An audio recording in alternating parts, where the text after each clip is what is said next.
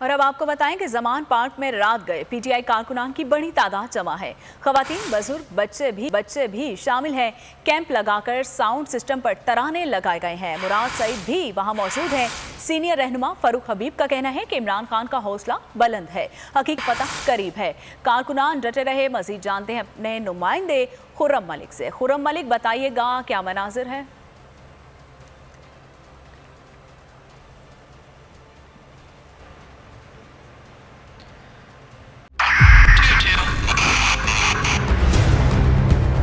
बहुत सारे तोहफे भी देखे गया पाकिस्तान की आवाम को। पाकिस्तान की आवाम को एक तोहफा ये दिया कि आवाम को पता चल गया कि पाकिस्तान का मीडिया क्या है। साल 2022 में सबसे ज्यादा देखे जाने वाला चैनल बोल न्यूज रहा नंबर 1। हमने बहुत सारे शोज और ट्रांसमिशंस की। पूरा साल मुसलसल जदोजहद में निकल गया कि ये वोट ऑफ कॉन्फिडेंस के पीछे कौन लोग थे।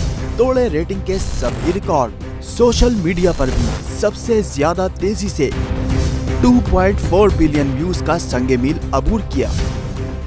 एंकर्स को भी आवाम में सबसे ज्यादा मकबूलियत मिली और सोशल मीडिया पर भी बोल रहा सब पर भारी।